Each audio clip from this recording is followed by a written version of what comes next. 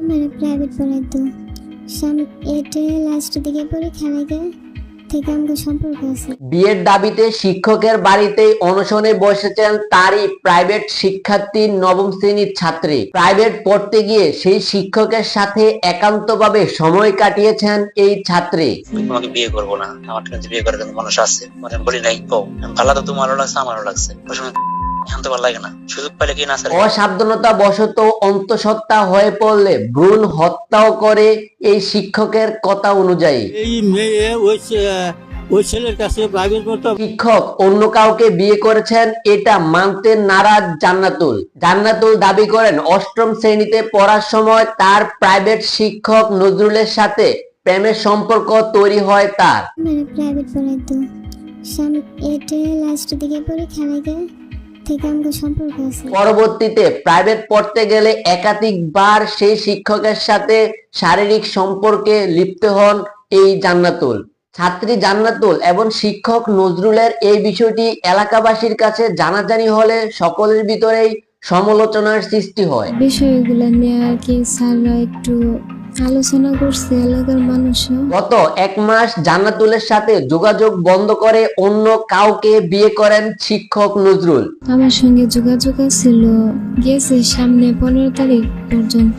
অভিযুক্ত শিক্ষক নজরুল ইসলাম জানান জান্নাতুলের সাথে তার যেরকমই সম্পর্ক হোক না কেন বিয়ের প্রতিশ্রুতি বলতে এমন কিছুই দেয়নি সেই শিক্ষক। অন্য জায়গায় কাবিন করছে তাও আমার জানাইছে না। এরপর শুধুমাত্র জান্নাতুলের নয়, সূত্রে জানা গেছে একাধিক শিক্ষার্থীদের সাথেই তিনি শারীরিক সম্পর্কে লিপ্ত হয়েছেন। কারো গোপন ভিডিও ধারণ করে পরবর্তীতে আরো বেশিবার শারীরিক সম্পর্ক করার জন্য বাধ্য করেছেন এই শিক্ষক। নজরুল ইসলাম একটি স্কুলের শিক্ষক হিসেবে নিয়োজিত ছিলেন, সেই হিসাবে তার কাছে অনেক ছাত্র এবং ছাত্রীরাই প্রাইভেট পড়তে আসতো। তোমাকে বিয়ে করবো না, আমার কাছে বিয়ে করার জন্য মানুষ আছে, মানে বলি নাই তো ভালো তো তোমারও লাগছে আমারও লাগছে,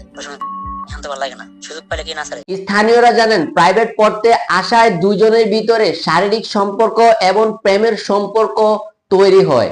স্কুল শিক্ষক এবং সেখানকার স্থানীয়রা মিলে জান্নাতুলের সাথে নজরুলের বিয়ের প্রস্তাব দিলে নজরুল তার সাথে সকল প্রকার যোগাযোগ বন্ধ করে দেয় এবং গোপনে অন্য আরেকটি মেয়েকে বিয়ে করে। নজরুল ইসলামের ভাই জানান, আমার ভাইয়ের সাথে এই বিষয়টি নতুন নয়, প্রায় সময় অনেক ছাত্রী এবং অনেক মহিলারা আমাদের বাড়িতে আসে এসব অভিযোগ নিয়ে।